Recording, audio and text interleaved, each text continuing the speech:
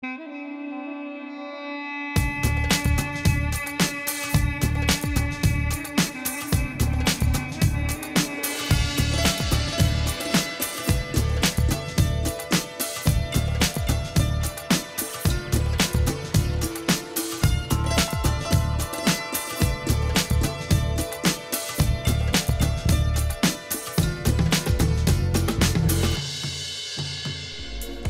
I'm Marinush Karimian and welcome to ZirZameen. This episode is about artists and activists making waves in society by debating against controversial political stances in America. One uses the past to recreate historical events in modern society, while the other works to address laws that some deem outdated. We also have a music video from an underground Iranian band now residing in the United States.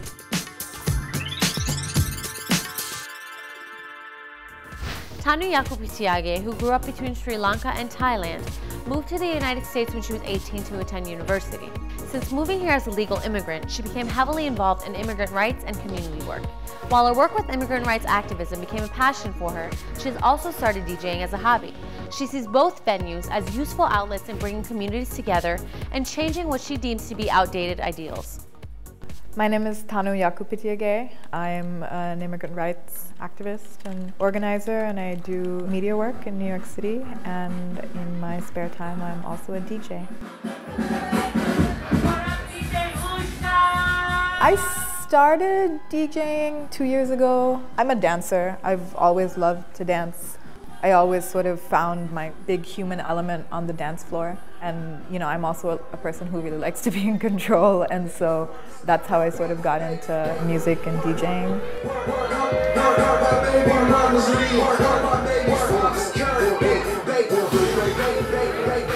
Immigration reform is not only good for immigrants. Immigration reform is not only good for people who are living in the shadows of our society. Immigration reform is great for the United States of America. When people become documented, or in this case, the courts would say legal, people then openly pay taxes, people work, people raise families.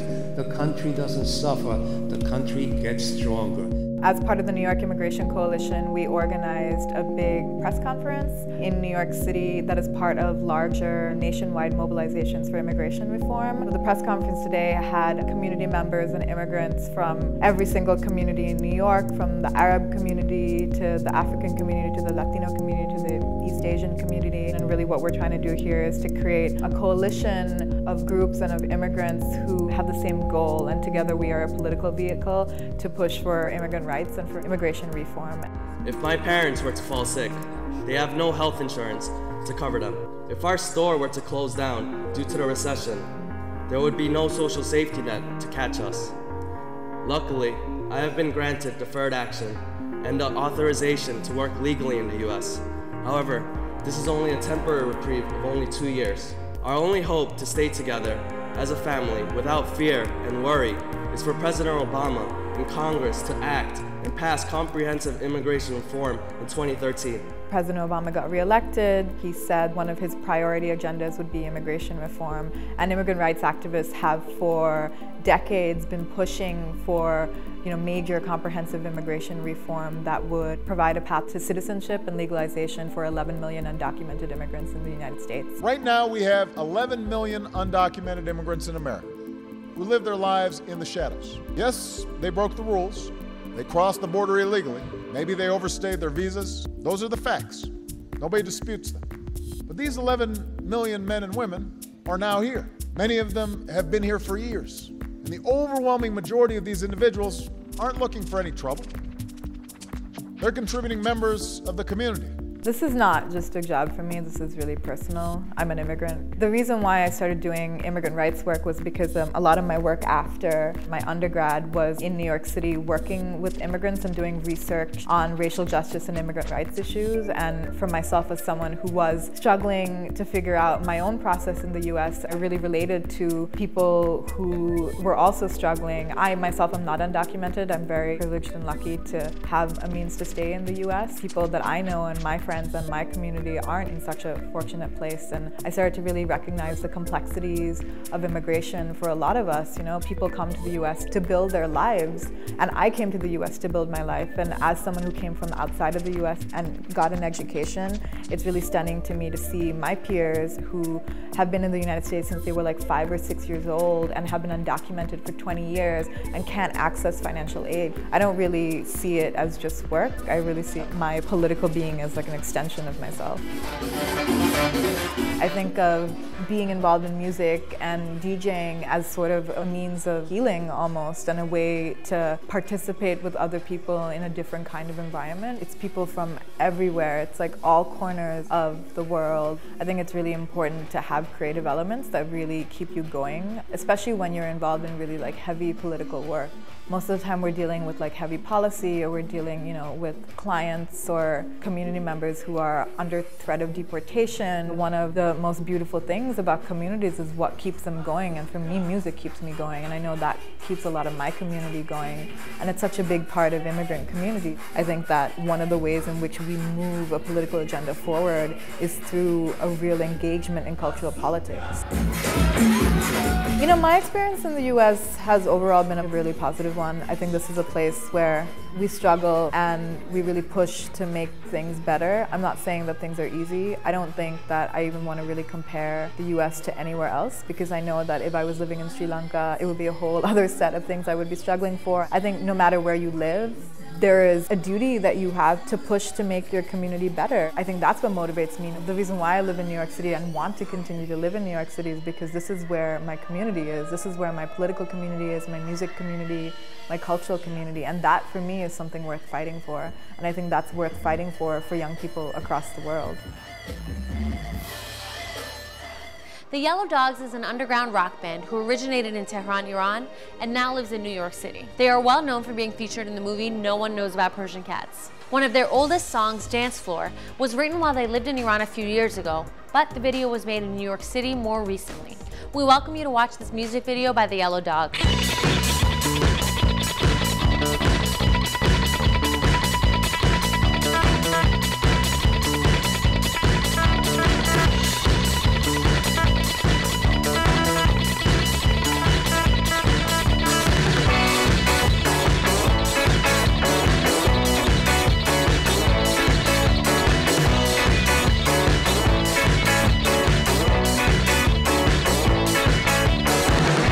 Made up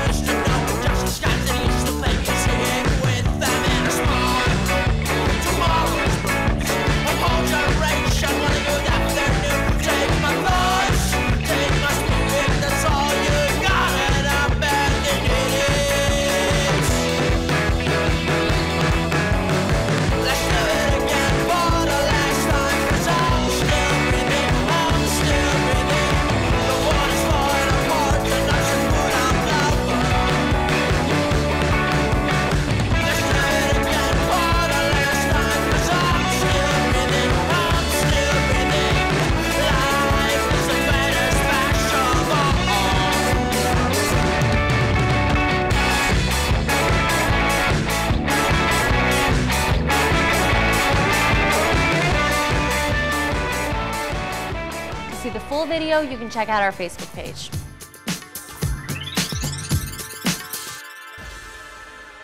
Duke Riley uses various types of artwork, including installations, drawings, and even the art of tattoo, to draw comparisons between the struggles in past societies with those of contemporary issues today. Perhaps more unique than all of that, Duke literally recreates historical events to address issues that have remained unsolved throughout history up until the present time. He even replicated a submarine from the Revolutionary War in an attempt to get close to the Queen Mary II ship, an act that made international headlines and also got Duke arrested.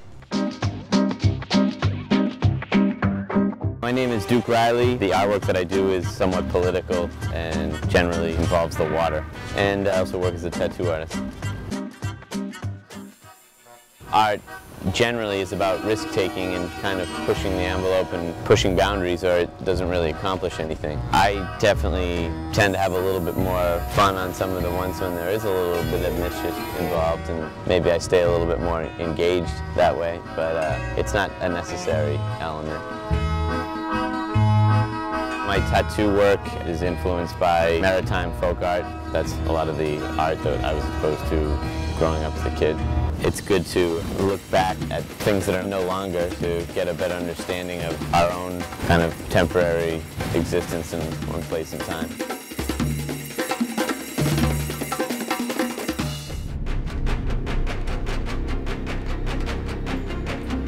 I was building a replica of a submarine that was used during the Revolutionary War to attack British ships in New York Harbor, and I basically built the same submarine and used it to attack a British ship in New York Harbor, that being the Queen Mary II, which at the time was one of the top 5 terrorist targets in the world, I think.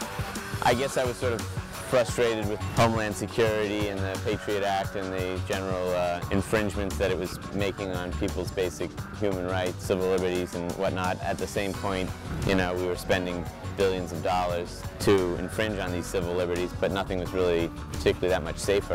I think if somebody like me could still use technology from 1776 to get that close to that target. When this country was founded, we sort of prided ourselves on being this very fledgling army of freedom fighters that stood up against this huge imperial force that was the greatest military superpower in the world at the time, and used whatever means necessary to defeat them.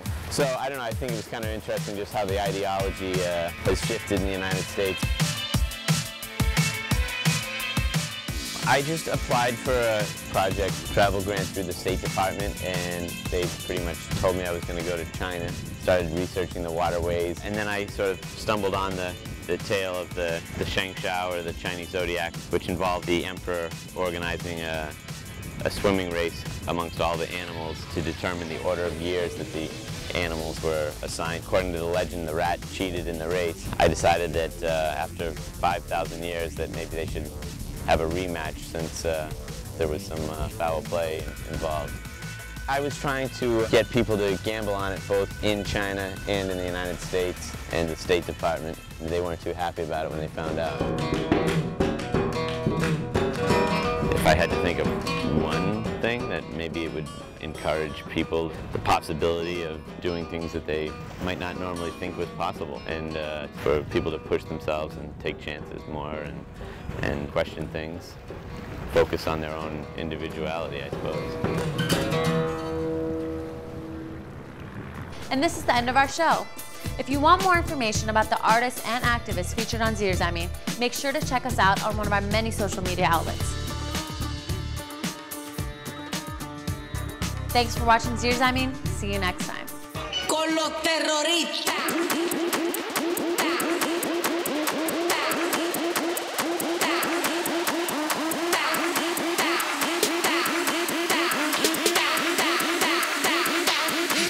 Harlem Shake.